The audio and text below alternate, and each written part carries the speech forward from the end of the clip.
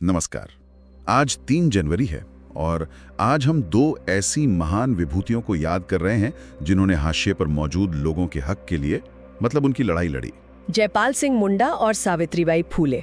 जयपाल सिंह मुंडा, जिन्हें लोग मरांग गोमके भी कहते थे, मतलब महान नेता। उन्होंने संविधान सभा में आदिवासियों के जल, जंगल और जमीन के अधिकार की आवाज उठाई थी। और सावित्रीबाई फूले, उन्होंने तो उस जमाने में शिक्षा के दरवाजे खोले जब कोई सोच भी नहीं सकता था, खासकर लड़कियों और दलितों के लिए। हाँ, और दोनों ने ही एक तरह से जो स्थापित व्यवस्था थी उसे चुनौती दी। बिल्कुल, और उन लोगों को अधिकार दिलाया जिनकी आवाज सुनी नहीं जा रही थी। और शायद इसीलिए आज का दिन बिल्कुल सही है उस विषय पर बात करने के लिए जो हमने आज चुना है। बिल्कुल सही। इसी भावना को ध्यान में रखते हुए आज हम गुजरात के आदिवासी समुदायों के जो संवैधानिक अधिकार हैं उनसे जुड़े कुछ गंभीर सवालों पर एक गहरी नजर डालेंगे। हमारे पास स्रोत के तौर पर डॉक्टर भाविन कुमार शांतिलाल वसावा का एक लेख है। इसमें 2025 में हुई कुछ घटनाओं का जिक्र है और ये लेख यह आरोप लगाता है कि जिन अधिकारों की बात जयपाल सिंह मुंडा ने की थी उनका जमीन पर उल्लंघन हो रहा है। तो हमारा काम इस लेख में दिए गए दावों और परियोजनाओं की गहराई से पड़ताल करना है। लेख का जो मूल तर्क है वो ये है कि गुजरात में अलग अलग विकास परियोजनाओं में एक जैसा पैटर्न दिख रहा है। एक जैसा पैटर्न? किस तरह का? पैटर्न ये कि जो संवैधानिक रूप से जरूरी ग्राम सभा की सहमति है उसे नजरअंदाज किया जा रहा है। तो हम ये समझने की कोशिश करेंगे कि ये आरोप क्या है, किन कानूनों का हवाला दिया जा रहा है और इन सब के पीछे का पूरा संदर्भ क्या है। ठीक है, तो चलिए इस पूरी तस्वीर को समझने की कोशिश करते हैं। अक्सर जब हम विकास परियोजनाओं की बात करते हैं ना, तो आंकड़े आते हैं, हेक्टेयर, मेगावाट, ऐसी बड़ी बड़ी बातें। इंसानी पहलू कहीं खो जाता है। बिल्कुल, लेकिन इस लेख में एक कहानी है जो इस पूरी बहस को एक मानवीय चेहरा देती है। अंबाजी के पास एक गांव है, पाडलिया। और लेखक ने इसे दिल दहला देने वाला मामला कहा है। हाँ। और ये मामला एक तरह से इस पूरी चर्चा का केंद्र बिंदु हो सकता है। लेख के अनुसार यहाँ एक विधवा आदिवासी महिला है और उनके जैसे कई और लोग भी हैं जी, जिन्हें उनकी जमीन से हटाने की कोशिश की जा रही है। और सबसे गंभीर बात यह है कि इन लोगों ने वनाधिकार अधिनियम 2006 के तहत अपनी जमीन पर मालिकाना हक के लिए दावा किया हुआ है। अच्छा, और वो दावे अभी लंबित हैं, मतलब फैसला नहीं हुआ? हाँ, दावे अभी तक लंबित हैं। एक मिनट, मैं यहाँ सुनने वालों के लिए इसे थोड़ा साफ करना चाहूंगा। वनाधिकार अधिनियम ये वही कानून है ना जो मानता है कि जंगल में रहने वाले आदिवासी घुसपैठिए नहीं है? बिल्कुल, बल्कि वो वहाँ के हकदार हैं और उन्हें अपनी जमीन पर हक मिलना चाहिए। आपने बिल्कुल सही पकड़ा। ये कानून एक तरह से ऐतिहासिक अन्याय को सुधारने की एक कोशिश है। और कानून में ये साफ लिखा है कि जब तक किसी के दावे का निपटारा नहीं हो जाता उसे उस जमीन से बेदखल नहीं किया जा सकता। लेकिन लेख का आरोप है कि पाडलिया में इस कानूनी प्रक्रिया का इंतजार ही नहीं किया जा रहा और जमीनें छीनने की कार्रवाई शुरू हो गई है। ये तो सीधे सीधे सिस्टम की संवेदनहीनता पर सवाल है। बिल्कुल, मतलब सोचकर ही अजीब लगता है। एक तरफ कानून है जो सुरक्षा दे रहा है और दूसरी तरफ एक विधवा महिला है जिसकी शायद वो जमीन ही आखिरी पूंजी हो, आखिरी सहारा हो। सही बात है। और उस पर भी इस तरह का खतरा मंडरा रहा है। ये सिर्फ एक कानूनी मुद्दा नहीं है, ये तो एक मानवीय संकट जैसा लगता है। यही बात है, ये बड़ी बड़ी परियोजनाओं और कानूनी बहसों के पीछे के असली इंसानी पहलू को सामने लाता है। और लेखक का तर्क यही है कि ये कोई एक अकेली घटना नहीं है। अच्छा, बल्कि यह उस बड़े पैटर्न का एक छोटा सा हिस्सा है जो पूरे राज्य में दिखाई दे रहा है। तो ये तो हुई व्यक्तिगत स्तर पर अधिकारों के हनन की बात, लेकिन जैसा आपने कहा, लेख का कहना है कि यह पैटर्न बड़े पैमाने पर है, बड़ी बड़ी परियोजनाओं में भी दिखता है। कहाँ से शुरू करें? हाँ, चलिए भरूच से शुरू करते हैं। लेख में गुजरात मिनरल डेवलपमेंट कॉर्पोरेशन यानी GMDC के वालिया एनर्जी प्रोजेक्ट का जिक्र है। Okay, GMDC। आरोप यह है कि कंपनी 3000 हेक्टेयर से ज्यादा जमीन का अधिग्रहण कर रही है। 3000 हेक्टेयर, ये बहुत बड़ी जमीन है। बहुत बड़ी। और ये जमीन संविधान की 5वीं अनुसूची के तहत आती है।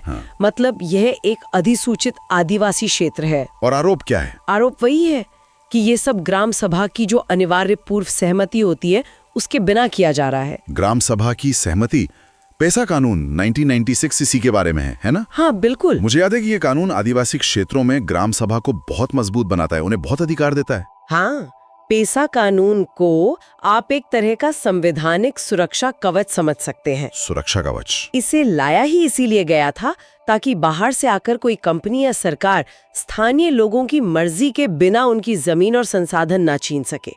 इस कानून के तहत ऐसे क्षेत्रों में जमीन अधिग्रहण हो या खदानों की नीलामी हो, हर बड़े फैसले के लिए ग्राम सभा की सहमति सर्वोपरि है, उसे टाला नहीं जा सकता। तो लेख का आरोप ये है कि इस सुरक्षा कवच को तोड़ा जा रहा है। हाँ, पर सवाल ये है कि कोई ऐसा क्यों करेगा? क्या इसकी कोई वजह बताई गई लेख में? लेख सीधे तौर पर तो वजह नहीं बताता, लेकिन इशारा इस तरफ है कि विकास की गति को बनाए रखने के लिए प्रक्रियाओं को नजरअंदाज किया जा रहा है। अच्छा। और इसी से जुड़ा एक और उदाहरण है, GMDC का ही है, अमलाई प्रोजेक्ट। वहां भी लगभग 1400 हेक्टेयर भूमि के अधिग्रहण पर बिना ग्राम सभा की अनुमति के आगे बढ़ने का आरोप है। मतलब एक ही कंपनी के 2 प्रोजेक्ट्स में एक जैसे आरोप। हाँ, तो ये एक पैटर्न की तरफ इशारा करता है। ये तो वाकई में गंभीर है। और ये सिलसिला सिर्फ खनन तक ही सीमित नहीं है, जैसा कि लेख बताता है। नहीं, केवड़िया में स्टैच्यू ऑफ यूनिटी के आसपास जो भूमि अधिग्रहण हुआ उस पर भी सवाल उठाए गए हैं, और वहां का मामला तो और भी अजीब है। हाँ, वो मामला कानूनी प्रक्रियाओं के इस्तेमाल पर ही सवाल उठाता है। लेख कहता है कि वाघड़िया, लिमडी, नवगांव जैसे 6 गांवों में जमीन अधिग्रहण के लिए 1884 के एक कानून का हवाला दिया जा रहा है। 1884 मतलब 100 साल से भी ज्यादा पुराना कानून। हाँ, ये तो अंग्रेजों के जमाने का कानून हुआ, जबकि हमारे पास 2013 का नया भूमि अधिग्रहण कानून है। बिल्कुल, जो ज्यादा पारदर्शी है और जिसमें पुनर्वास और मुआवजे की बेहतर व्यवस्था है। तो फिर पुराने कानून का इस्तेमाल क्यों? यही सबसे बड़ा सवाल है जो लेख उठाता है। 2013 का जो कानून है वो साफ कहता है कि अगर पुरानी प्रक्रिया के तहत जमीन का कब्जा नहीं लिया गया है या मुआवजा नहीं दिया गया है तो वो अधिग्रहण रद्द माना जाएगा। तो फिर 1884 के कानून का इस्तेमाल तो पूरी प्रक्रिया को ही कानूनी रूप से संदिग्ध बना देता है। हाँ, ये ऐसा है जैसे आपके पास आज एक नया सुरक्षित स्मार्टफोन है, लेकिन आप फिर भी 20 साल पुराना फोन इस्तेमाल कर रहे हैं जिसमें कोई सिक्योरिटी फीचर नहीं है। अगर जमीन का अधिग्रहण एक मुद्दा है तो लेख का कहना है कि जमीन के नीचे जो संसाधन हैं उनको लेकर भी गंभीर सवाल उठाए जा रहे हैं। हाँ, छोटा उदयपुर के हंडा डूंगर में यूरेनियम खनन प्रोजेक्ट। यूरेनियम, ये सुन के थोड़ा अजीब लगता है। हाँ, और ये इस पूरी सूची में शायद सबसे चिंताजनक आरोपों में से एक है। क्यों? देखिए, यूरेनियम खनन कोयला या बॉक्साइट खनन जैसा नहीं होता। इसके साथ रेडिएशन का एक बहुत बड़ा और लंबे समय तक चलने वाला खतरा जुड़ा होता है। सही बात है। लेख के अनुसार ये प्रोजेक्ट लगभग 200 हेक्टेयर क्षेत्र में फैला है और लेखक ये सवाल उठाता है कि इस खनन से जो रेडियोधर्मी कचरा निकलेगा उसका आने वाली पीढ़ियों के स्वास्थ्य और पर्यावरण पर क्या असर होगा। क्या इसका कोई आकलन हुआ है? ये तो सिर्फ जमीन या आजीविका का सवाल नहीं रहा, ये तो आने वाली नस्लों के स्वास्थ्य और उनके जीवन के अधिकार का सवाल है। बिल्कुल, और प्राकृतिक संसाधनों के खनन का ये पैटर्न सिर्फ यूरेनियम तक सीमित नहीं है। अच्छा। लेख में नर्मदा जिले के इंदौर गांव का भी उदाहरण दिया गया है। वहां 90 हेक्टेयर क्षेत्र में फैली 24 रेत की खदानों की नीलामी कर दी गई। और आरोप वही होगा, ग्राम सभा से कोई अनुमति नहीं ली। वही आरोप है, कोई पूर्व अनुमति नहीं ली गई। यहाँ पर संस्थागत भूमिका पर भी सवाल उठता है। अगर ग्राम सभा अनुमति नहीं दे रही तो इन खदानों को एनवायरमेंटल क्लियरेंस कैसे मिल रहा है? यही वो नुक्ता है जहां लेखक गुजरात के वन और पर्यावरण विभाग पर उंगली उठाता है। ओके। आरोप है कि विभाग ग्राम सभा की मंजूरी के बिना ही इन खदानों को पर्यावरणीय मंजूरी यानी एनवायरमेंटल क्लियरेंस दे रहा है। मतलब विभाग कह रहा है कि प्रोजेक्ट से पर्यावरण को कोई खतरा नहीं है, जबकि स्थानीय लोगों से पूछा ही नहीं गया। बिल्कुल। अगर ऐसा हो रहा है तो क्या ये कानूनी तौर पर सही है? मतलब क्या सुप्रीम कोर्ट ने इस पर कुछ नहीं कहा है? कहा है, और बहुत स्पष्ट रूप से कहा है। लेख में जिक्र है कि ये सुप्रीम कोर्ट के कई ऐतिहासिक फैसलों का सीधा उल्लंघन होगा। जैसे कि खास तौर पे समता जजमेंट का, जिसने कहा था कि आदिवासी इलाकों में जमीन और संसाधन पर पहला हक आदिवासियों का है। इसके अलावा उड़ीसा का जो निमिगिरी मामला था उसमें भी सुप्रीम कोर्ट ने ग्राम सभा के अधिकार को ही सर्वोपरि माना था। इन फैसलों के होते हुए भी अगर प्रक्रियाओं को नजरअंदाज किया जा रहा है तो ये व्यवस्था पर एक बहुत बड़ा प्रश्न चिन्ह है। खनन के अलावा लेख में कुछ और बड़ी परियोजनाओं का भी जिक्र है जिनसे बड़े पैमाने पर विस्थापन का खतरा है। हाँ, एक है Kuppa pumped hydro storage project. NHPC और GPCL का ये प्रोजेक्ट 600 मेगावाट बिजली बनाने के लिए है, लेकिन इसके लिए इसके लिए आदिवासी भूमि और जंगलों का एक बड़ा हिस्सा डुबाने की योजना है। मतलब विस्थापन होगा? बड़े पैमाने पर। अंदाजा है कि इससे हजारों परिवारों की आजीविका सीधे तौर पर प्रभावित होगी। वो जमीन, वो जंगल जिस पर उनका जीवन निर्भर है, वो हमेशा के लिए पानी में समा जाएगा। और एक परियोजना को तो लेखक ने कयामत की घड़ी तक कह दिया है। पार तापी नर्मदा लिंक परियोजना। ये बहुत भारी शब्द है, कयामत की घड़ी। ये शब्द उस परियोजना के पैमाने को दर्शाता है।